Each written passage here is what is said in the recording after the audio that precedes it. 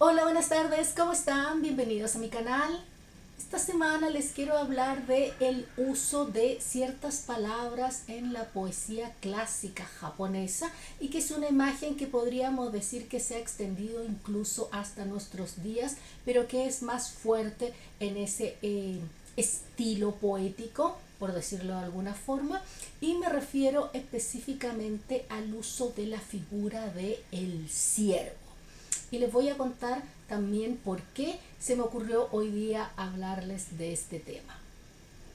Estaba viendo hoy día una nota de prensa que apareció en el canal de YouTube internacional de la NHK, el canal público japonés, sobre ciertos problemas que se estaban experimentando en la ciudad de Nara. Nara fue antigua capital imperial de Japón. Antes de que lo fuera Kioto, hace más de 1000 años lo fue Nara. Y en la actualidad es muy popular que se visite, sobre todo por la gran mayoría de hitos religiosos relacionados con el budismo, pero otras de las razones con las que se asocia Nara siempre en la mente de la gente son los ciervos, ¿ya? Los shika, porque como se consideran mensajeros de los dioses, se les permite que anden libremente en los terrenos de parques, santuarios, templos, y a veces entonces estos animalitos incluso se escapan a la calle.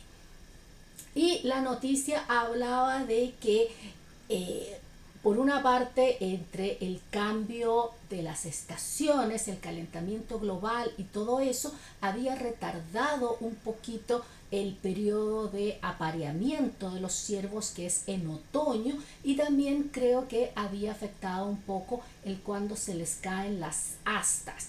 Cuando los ciervos están en periodo de apareamiento, los machos son muy violentos porque evidentemente están luchando por llamar la atención de las hembras. Y si a toda esta situación natural le sumamos la presencia de los turistas, que en este último año ha tenido un incremento bien grande en Japón, se estaban dando muchas situaciones en que los ciervos atacaban a los turistas porque los turistas interactuaban con ellos.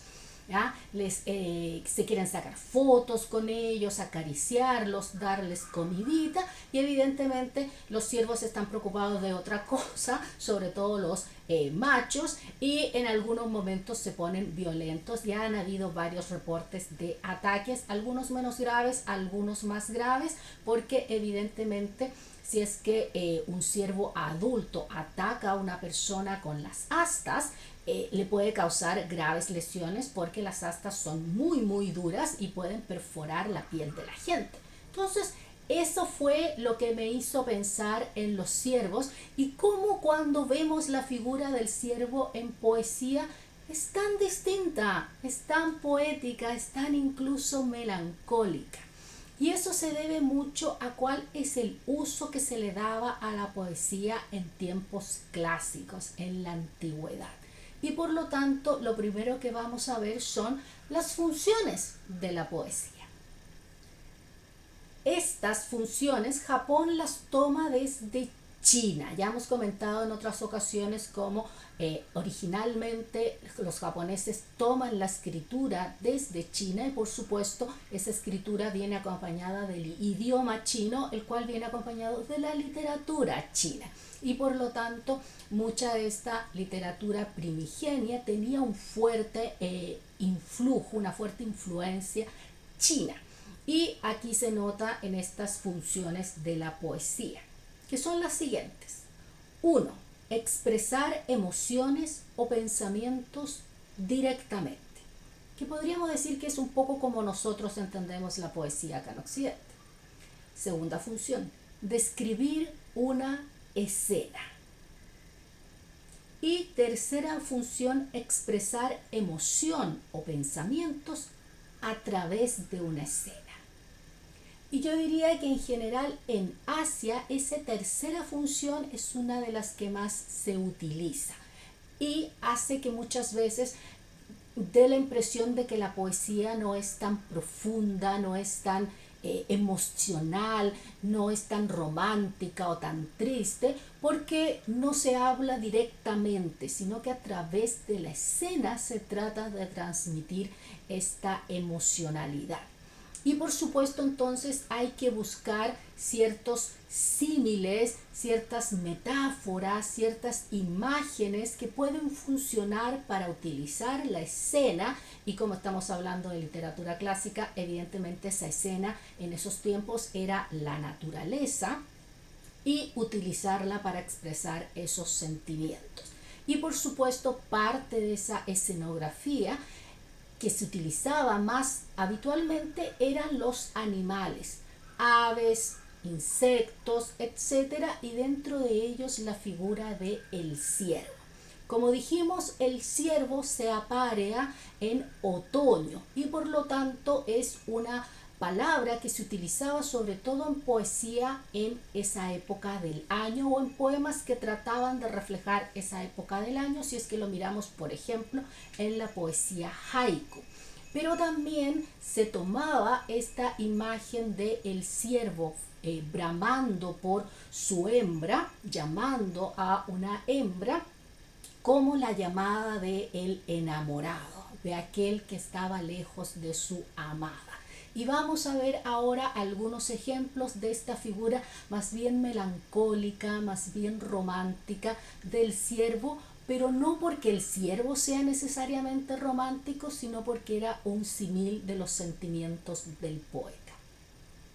Les tengo poemas de las tres grandes antologías, el Sandai Wakashu. Las tres grandes antologías son el Manyoshu, el Kokin Wakashu y el Shin Kokin Wakashu. Vamos a partir con el Manyoshu y un poema de Yuriyaku Tenno, el emperador Yuriyaku. Yu sareba ogura no yama ni fusu shikashi, koyobi wa nagazu ine ni kerashimo. Al atardecer, en la montaña de Ogura, el ciervo que viene y se acuesta, esta noche no llora. ¿Será que se durmió? En este caso se usa la homofonía del verbo naku, la voz de los animales, y naku, llorar, para tratar de transmitir ese doble significado. El otro poema que también viene en el Manyoshu es de autor desconocido y dice así: Murasaki o kusato waku waku fusu shika o no wa koto ni shite kokoro wa onaji. En la hierba púrpura, separado de la maleza, yace el ciervo, aunque en campos distintos, corazones iguales. Acá tenemos de nuevo la imagen de el ciervo utilizada con estos corazones iguales, como que el ciervo está apartado de su hembra, no está junto a ella, y eso trata de homologarse con el sentimiento del poeta. El siguiente poema que les tengo es de el Kokin no Wakashu, viene compilado en el Kokin no Wakashu y es de Mibu no Tadamire. Yamazato wa aki koso koto ni wabishikere, shika no naku ne ni me o samashitsutsu. En la aldea de montaña, el otoño es especialmente solitario. El bramido del ciervo me despierta cada noche. Evidentemente, en la realidad, el ciervo está bramando porque está en época de celo, en época de apareamiento, pero aquí el poeta lo homologa, lo asimila con la soledad del otoño. Y el otro que también viene en el Kokin no Wakashu y que es de Sarumaru Daiyu. Okuyama ni momiji fumiwake naku shika no koe kiku tokizo aki wa kanashiki. En lo profundo de la montaña, a través de las hojas otoñales, del bramante ciervo el llanto se escucha. Oh, cuán triste es el otoño. Acá tenemos una figura muy similar a la del poema anterior. Y vamos a cerrar con un poema que viene compilado en el Shinkokin no Akasho de Fujiwara no Ietaka. Shita momiji katsu chiruyama no yufu shigure nurete ya hitori shika no nakuramu. Las hojas inferiores han cambiado su color y caen en la montaña al atardecer junto a la lluvia otoñal. Mojado, un ciervo solitario canta. Ahí también podríamos haber dicho llora, brama, podríamos haber traducido ese último naku de varias formas, dependiendo de cómo quisiéramos transmitir, pero en japonés funciona de todas esas maneras y una vez más se transmite esta nostalgia, esta soledad del otoño con la figura, o más bien a través de la figura de el ciervo. Parte de lo que se esperaba que un poema en la época clásica, que un poeta, hiciera, era convertir el mundo cotidiano, salvaje, incluso en algo refinado, elegante, a través de la poesía. Entonces tenemos esta figura que en la realidad de un ciervo, porque estoy segura que los ciervos en la actualidad, a pesar del cambio climático y todo, se siguen comportando más o menos igual que hace 1000 años. Entonces el ciervo está en su época de apareamiento. Eso significa que los machos se ponen muy violentos, pelean entre ellos, emiten este bramido, ya sea para ahuyentar a otros ciervos o para tratar de atraer a las hembras, pero eso es muy salvaje, es muy descarnado. En cambio, en poesía se convierte en una figura elegante, una figura melancólica, una figura a través de la cual el poeta puede expresar sus propios sentimientos de manera indirecta.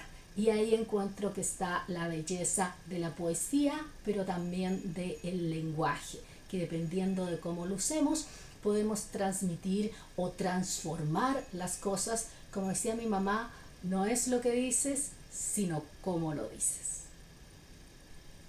Bueno, espero hayan encontrado interesante el video y el tópico de hoy día. Si alguien quiere ver la noticia de la NHK, la voy a dejar en la descripción del video para que vean todo el caos que están causando, en mi opinión, los turistas, porque los ciervos, ese es su lugar, son los turistas los que están infringiendo en un territorio que no les corresponde. Así que si quieren verlo, lo dejaré ahí. Cuéntenme también en los comentarios cuál fue el poema que más les gustó y si hay otra figura, ya sea de un animal, de un ave, de una planta, etcétera, que quieren que profundicemos cómo se utiliza en poesía.